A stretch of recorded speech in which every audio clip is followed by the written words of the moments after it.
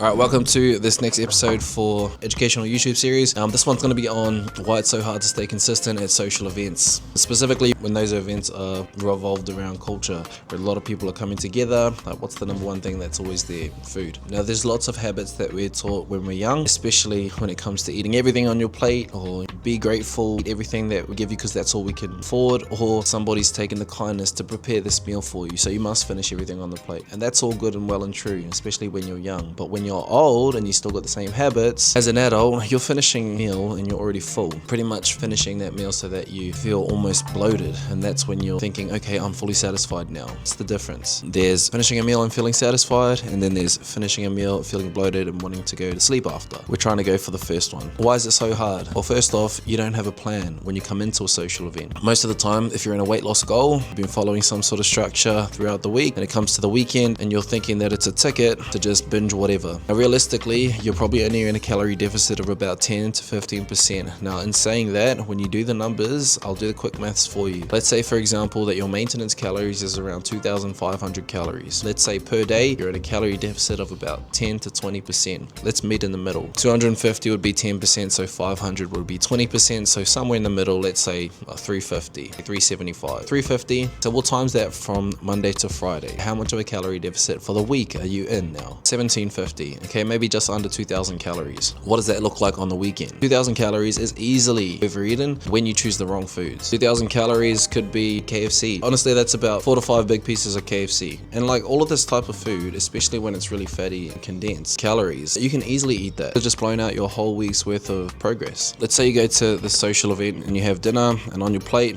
you get some fried chicken, get some potato salad, which also has like lots of mayo and stuff in there. You might get some meat, might be good. Hopefully you get some sort of salad.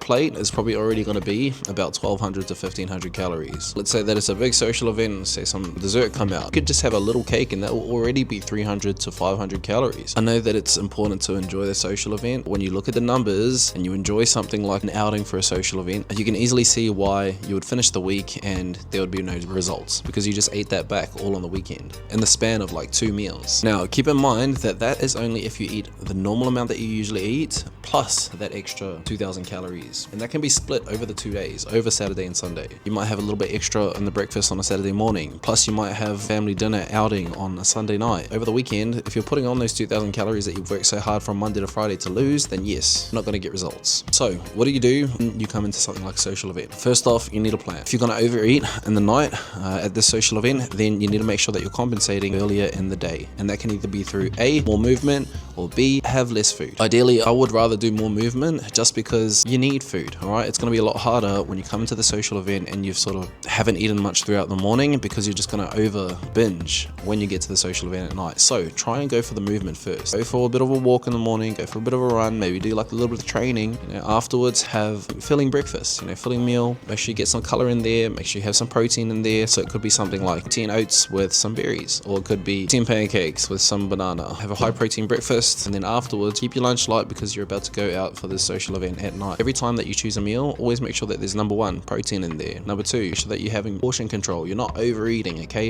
If you feel like you have to get full every single meal, then drink some damn water. Guarantee that if you just have 2 cups of water before you eat your meal, yes, you're still going to feel full without the cost of extra calories. Coming into the night, when the food comes out, the first thing that you want to look for is your protein. Is there any chicken? Is there any steak? Make sure that you're getting some sort of protein in there, okay? Protein will make you feel full for longer, which means you're satisfied. The next thing that you want to look for is 3 or more colors. The more colors, the better. You got veggies, your salad. Choose things that are not so oily based. That's the third thing. Yes, you can enjoy some. Just be wary of foods that have high oil in them. Oil is not good. It doesn't taste nice. You feel gluggy. It feels good for the moment, but long term, you feel shit. When you're trying to be healthy, it's all about making decisions that are good for you long term. What food is going to make me feel good long term? Try and keep that mindset when you're trying to transform your health. It's the same when you go to the gym and you want to sleep in. Yes, sleeping in might feel good in the short term, but going to the gym makes you feel good long term. Do the long term thing. So back to the food. What are the things to look out for? Number 1, protein first. Number 2, 3 or more colors. Number 3, make sure that you're trying to be wary or avoid high oily foods. It's really simple. As long as you're keeping some sort of structure, you got your movement that you had in the morning, by the time that you get to the night, you should have a fairly better result than what you used to do, which is probably just throw everything out the window and just go hard. Make sure you're drinking your water throughout the day, because that's going to help you feel full as well. Sometimes numbs your brain will confuse thirst for hunger. That's why when you haven't drinking a lot of water, your eyes are hungrier than your stomach, and then you load up your plate. But make sure that you keep those things in mind when you come into your next social event. You've got a bit of a plan, more movement in the morning, high protein breakfast, keep your lunch light, and then when you go to the social event at night, go for protein first. Make sure you have 3 or more colors on your plate. Avoid the oily foods and try and make sure that you're drinking some water. Now, this will take some practice. You're not going to get it in the first go, but I guarantee you're going to have more than one social event probably in the rest of your lifetime. So you have from now to really start putting these things into practice if you want that new lifestyle to come. If you let the old habits start to creep in, then the old you will always stay. If you want to become this new person, the habits of that new person have to break broad now to start living that lifestyle now, and then the person that you're trying to work towards will become you. That'll be it for this YouTube video, guys. If you do like this type of content, make sure that you like this video and subscribe to our channel. Please let us know if there's any scenarios or topics or things that show up in your weight loss journey that you'd like a little bit more advice on. I'll catch you guys in the next one.